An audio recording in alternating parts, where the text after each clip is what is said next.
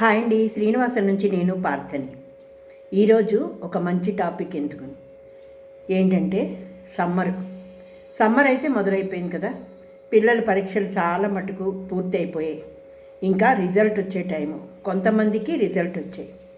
ఇటువంటప్పుడు పిల్లల్ని మనం జాగ్రత్తగా చూసుకోవాలి. ఈ సమ్మర్లో పూర్వం సమ్మర్ మొదలైంది అంటే అమ్మమ్మలు తాతలు వీళ్ళకి, నానమ్మలు తాతయ్యలు, అత్తలు మేనత్తలు, పిన్నులు బాబాయిలు మావయ్యలు, ఇలాగ ఎవరో ఒకళ్ళ ఇంటికి ప్రతి ఒక్కరు చక్కగా మూటాముళ్ళు కట్టుకొని బయలుదేరి సమ్మర్ హాలిడేస్ ఎప్పుడు వస్తాయా అని ఎదురు చూస్తూ పిల్లలు తల్లిదండ్రులు బయలుదేరి వెళ్ళేవారు.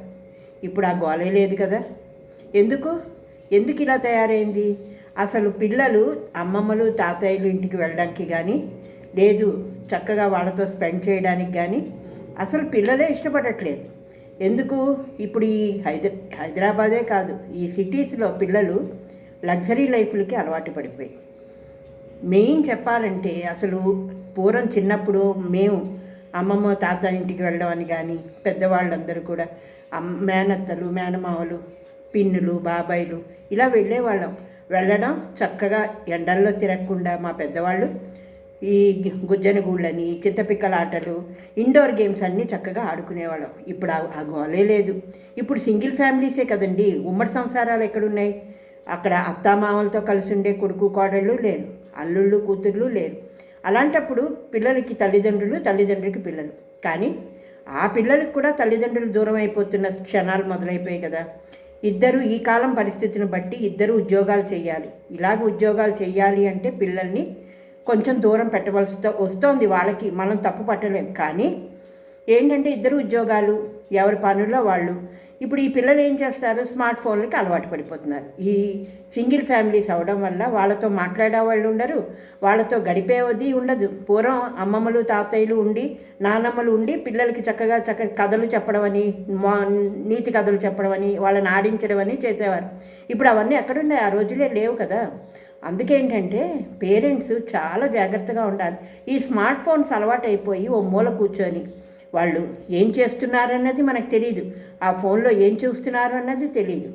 పేరెంట్స్ తర్వాత మనం తలపట్టు కూర్చోవాలి. అందుకేంటంటే ఎంత ఉద్యోగాలు చేసిన పేరెంట్స్ అయినా కూడా జాగ్రత్తగా చూసుకోవాలి వాళ్ళ పిల్లలు కనగానే సరిపోదండి, వాళ్ళ బాధ్యతలు కూడా మనం భరించాలి. ఎందుకంటే పలానా వాళ్ళ పిల్లలు ఇలా ఉన్నారు ఆకతాయిగా అంటే అది మనకే కదా. అందుకు ఎంత పెద్ద ఉద్యోగాలు చేయనండి. ఇప్పుడు ఏంటి ఉద్యోగాలు చేయడం, పిల్లల్ని తీసుకెళ్ళి హాస్టల్లో పడేయడం, లేదా ఆయాల చేతికి అప్పచెప్పేయడం, లేదు సింగిల్గా ఉండడం. ఈ సింగిల్గా ఉండడం వల్ల వాళ్ళకి ఓదార్పు కావాలి. ఏదైనా సరే అయ్యో తల్లిదండ్రి మనతో గడపట్లేదు అన్న బాధతో చెడు సావాసాలు చేయడం, ఫోన్స్లో ఏం చూస్తున్నారో తెలీదు. ఇలాగా ఏంటంటే ఆఖరికి రోజులు ఎలా తయారయ్యంటే ఉపాధ్యాయులను కూడా చక్కగా కొట్టడం మొదలెట్టారు. మంచి చెప్పడానికి లేదు పిల్లలకి. ఇప్పుడు పేరెంట్స్ కూడా స్కూళ్ళల్లో కొట్టకూడదు పిల్లల్ని, ఇలాంటివన్నీ చెప్తున్నారు. అందుకేంటి, తల్లిదండ్రులుగా మన బాధ్యత పిల్లల్ని మనం కన్నాము అంటే వాళ్ళ ఎదుగుదల వాళ్ళ మంచితనం మనం చూడాలి కదా. ఇప్పుడు పరీక్షలు అయిపోయాయి, హైయర్ క్లాసెస్కి అవనండి, 10th ఇంటర్ ఇవన్నీ చాలా స్కూళ్ళల్లో CBSE అవి రిజల్ట్ వచ్చాయి. ఇంకా కొన్ని రావాల్సింది. పిల్లలు ఏం చదివారో మనకు తెలియదు. కొంతమంది పిల్లలు చదవలేక మేము ఫెయిల్ అయిపోతామేమో, మా తల్లిదండ్రులు మేము ఏం చేస్తారో అని ఆఖరికి సూసైడ్లు కూడా చేసుకుంటున్నారు. ఇలాంటివన్నీ తప్పించుకోవాలి. పిల్లల భవిష్యత్తు బాగుండాలంటే మీ ఉద్యోగాలు అవన్నీ కూడా కొంచెం పక్కన పెట్టండి. మీకొని కొంచెం సమయం కేటాయించుకోండి. మా పిల్లలకి మేము కేటాయించుకుంటున్నాం. ప్రతి ఒక్కరికి తప్పదండి. ఈ సమాజంలో ఈ కాలంలో మొగుడు పెళ్ళం ఇద్దరు ఉద్యోగాలు చేస్తేనే కానీ కాలం గడవట్లే. మధ్యతరగతి కుటుంబీకులు పిల్లల్ని చదివించడాన్ని లక్షల్లో ఖర్చు పెట్టవలసి వస్తుంది. అలాంటప్పుడు నేను తప్పని చెప్పను, ఉద్యోగం చేయాలి.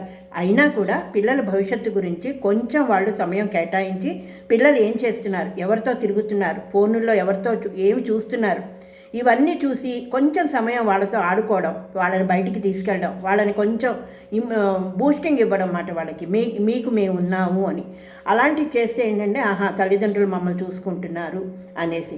లేదు ఇప్పుడు ఏంటి ఇంట్లో కూడా చేయడానికి ఓపికల్లో తల్లిదండ్రులకి వాళ్ళు ఏ ఫుడ్ అడిగినా వాళ్ళకి చేసి పెట్టే ఓపిక ఎక్కడుంది? ఉద్యోగాల్లో పొద్దుటి నుంచి రాత్రి 7 గంటలు, పొద్దున 7 గంటలకి ఆన్ అవుతారు, రాత్రి 7 గంటల దాకా ఇళ్ళకి రారు. అలాంటప్పుడు చేసే ఉద్యోగాల్లో వీళ్ళకి ఉండి పెట్టే ఇది లేదు.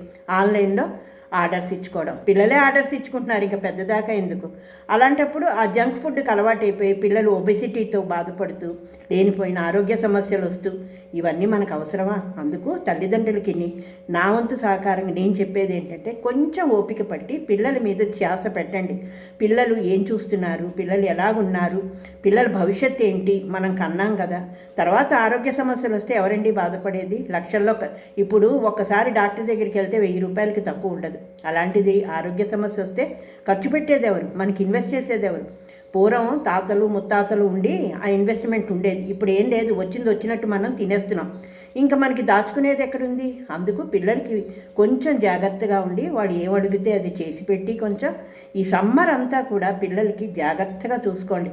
వాళ్ళ ఆటలవని ఏమని, ఎందుకంటే ఎండలో తిరిగితే వడదెబ్బలు కొడతాయి పిల్లల్ని. ఆ తర్వాత శోషొచ్చి పడిపోయి ఎందుకండి ఈ తలనొప్పి అంతా? నేను చెప్పొచ్చేది ఏంటి అంటే, పిల్లల భవిష్యత్తుకి పునాది వేసేది తల్లిదండ్రులు. మనం పిల్లల్ని కన్నాం, అలాంటప్పుడు ఇలాంటివన్నీ చూసుకోలేమన్నప్పుడు పిల్లల్ని ఎవరు కనకూడదు అసలు. ఎందుకు ఇంకా పెళ్ళిళ్ళు కూడా చేసుకోవడమే వేస్ట్. పిల్లల్ని కన్నాము అంటే వాళ్ళకి బాధ్యత మనకు చూడాలి. పిల్లల్ని ఎలా పెంచాలి, ఏం చేయాలి అన్నది మన ఇప్పుడైతే ఒకడు లేదా ఇద్దరైనా ఒకప్పుడు అన్నారు, ఇప్పుడు ఒకళ్ళే. ఆ ఒకళ్ళని కూడా మనం సమంగా చూసుకోకపోతే ఎలా? పూర్వం 10 మందిని కన్నారు. మా అమ్మ అయితే మా 4 ఆడపిల్లలు, 1 మగపిల్లాడు. మరి ఎలా పెట్టి పోషించారో తెలియదు భగవంతుడికి. సైడ్ బిజినెస్లు ఏం లేవు. కానీ ఇప్పుడు మొగుడు పిల్ల ఇద్దరు ఉద్యోగాలు చేస్తున్నా కూడా ఏది ఎవరికి సమంగా కూర్చోలేకపోతున్నాం. ఇప్పుడు చదువులు అంతంత లక్షల్లో, పెళ్ళిళ్ళు అయితే ఇంకా చెప్పక్కర్లేదు. ఇవన్నీ ఆలోచించి మనం మన పిల్లల్ని చాలా జాగ్రత్తగా ఉంచుకోవాలి.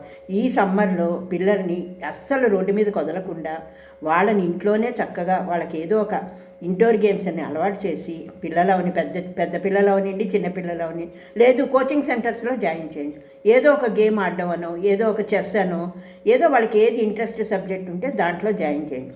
జూన్ దాకా కూడా మళ్ళీ ఈ స్కూల్ తెరిచారనుకోండి, మీ పిల్లలతో ఆ టీచర్లు ఆడుకుంటారు. ఇప్పుడు సెలవులు కాబట్టి మనం మన పిల్లలతో ఎంజాయ్ చేయాలి. రేపొద్దుట టీచర్లు పిల్లలతో ఎంజాయ్ చేస్తారు స్కూళ్ళు తెరిచాక. ఎందుకంటే పిల్లలు వాళ్ళ భవిష్యత్తును నాశనం చేసుకుంటున్నారు. అలా నాశనం అయిపోతుంటే మనం చూసి పెద్దవాళ్ళుగా అసలు తట్టుకోలేకపోతున్నాం. ఎందుకు? పిల్లలు అసలు చేతిలోంచి ఫోన్ తీస్తే గిలగిల్లాడిపోతున్నారే. అన్నం తినాలన్నా ఫోనే, ఏది చేయాలన్నా ఫోనే. అంతదాకా పూర్వం క్యారమ్ బోర్డ్ అని, గుంజనగూళ్ళని, చింతపిక్కలని, ఎన్ని ఇండోర్ గేమ్స్ అని, లూడోలని, చదరంగం, చెస్ బోర్డులు, పావులాట, ఇలాంటివి ఎన్ని ఆటలండి. మేము మా చిన్నప్పుడు అసలు పిల్లలందరూ పార్కుల్లో చక్కగా ఎన్ని ఆటలు ఆడేవాళ్ళం.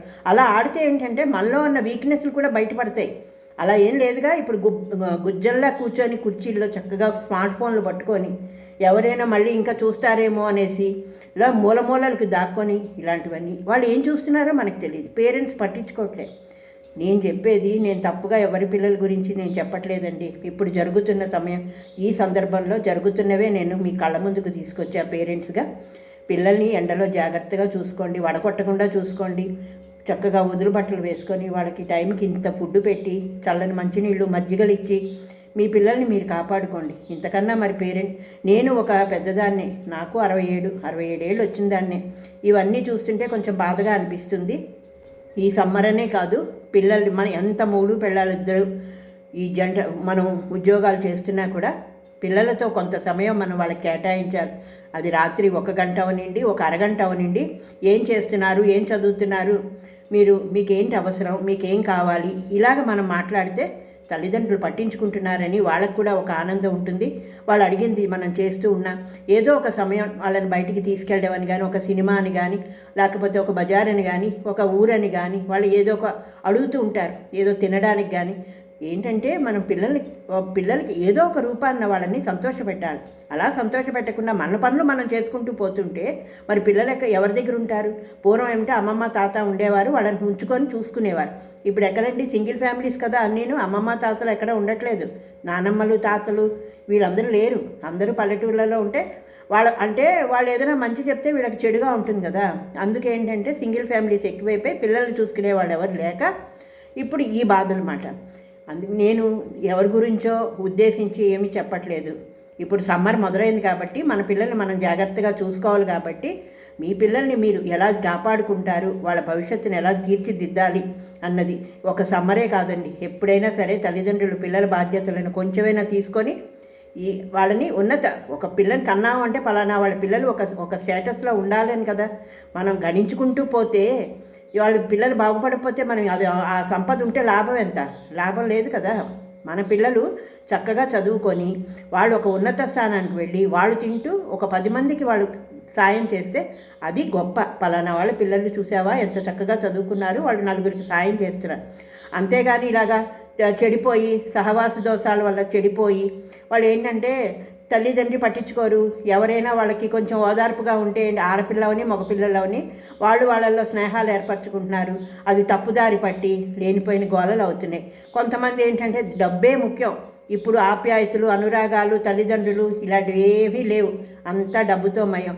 ఇప్పుడు చెడు సావాసాలు పెద్దవాళ్ళే అంతే, వివాహేతర సంబంధాలు పెట్టుకొని మొగుళ్ళని భార్యలు భర్తలు వీళ్ళు చంపుకోవడంతోనే సరిపోతుంది. ఇంకా అడ్డొస్తున్నారని పిల్లల్ని కూడా చంపుకుంటున్నారు. కలికాలం అంటే ఇలాగే ఉంటుందేమో. నేను చెప్పేది ఏంటంటే మీ పిల్లల్ని మీరు జాగ్రత్తగా చూసుకోండి. ఇక్కడ నుంచి ఏంటంటే పిల్లల్ని ఎవరైనా సరే ఈ సమ్మరే కాదండి, ప్రతి సమ్మరు కాదు, స్కూల్ మొదలైన దగ్గర నుంచి వాళ్ళకి ఏం చెప్తున్నారు, ఏం చేస్తున్నారు, వీళ్ళు ఏం చదువుతున్నారు, ఒక్క 10 నిమిషాలు కేటాయించండి. లేదు మాకు అవ్వదు అంటే లక్షల్లో వేలల్లో ట్యూషన్లు పెట్టేస్తే ఆ ట్యూషన్లు ఏం చెప్తున్నారో మనకు తెలియదు.